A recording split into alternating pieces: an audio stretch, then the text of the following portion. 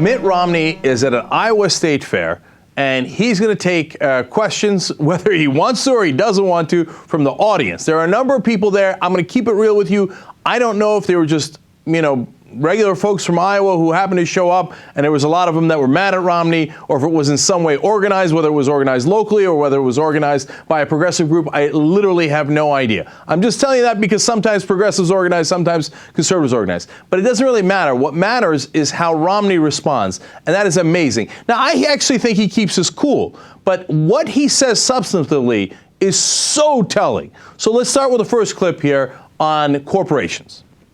And there are various ways of doing that. One is we could raise taxes on people. That's not the way. Corporations are people, my friend. We can raise taxes on. Of course they are. Everything corporations earn ultimately goes to people.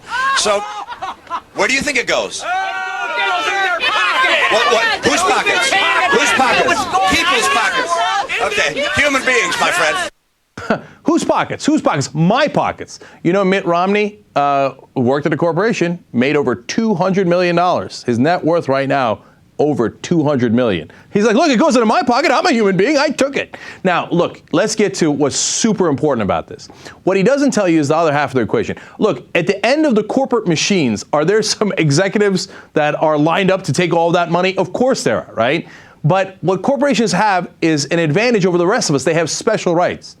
They are protected by law. For example, if you're a shareholder, you own a piece of a corporation, and that corporation winds up killing someone, whether it's through negligence, pollution, whatever it might be, or they tell their drivers, we don't care if you get drunk, just we need those trucks to get to whichever store. Now, I'm making up examples, but there's a million different ways that a corporation can do damage either to the community or to an individual. The shareholder cannot be held responsible. They certainly aren't going to get tried for murder or anything along those lines. Oftentimes, the executives are not held responsible at all, right? So they have special rights.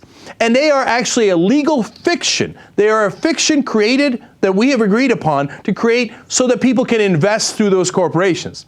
But the corporations themselves are not human beings. That is super obvious. They are soulless machines set up to maximize profit. That is their legal directive. They must do that. They do not have human feelings. They do not have human morals where they say, well, you know what? We could maximize profit, but on the other hand, some people would get hurt. That's not how a corporation thinks. And if an executive, a person that is attached to that corporation, thinks, hey, you know what? I want to make less money. I don't want to be greedy because I think this hurts people. You know what happens to him? He gets fired. And then they bring in someone who will maximize profits because that is what they must do by law. So although there are people who work at corporations, the corporation itself is definitely not a human being endowed by its creator with inalienable rights. And if you're a conservative, you should find the thought utterly offensive. We are the creators of corporations. Did we endow them with inalienable rights? Are we God? Are we the creator? If you're a conservative, you should find that thought repulsive. And of course, for all Americans, you see what's happening. These corporations set it up so that they contribute to politicians. They get every single advantage. Obviously, their executives wind up taking a huge share of that, the money at the end that Romney's talking about, that he has received. He's received it personally. And by the way, out of all the Republicans in the race, who has gotten the most corporate money? You're going to be shocked to find out, of course, it's Mitt Romney.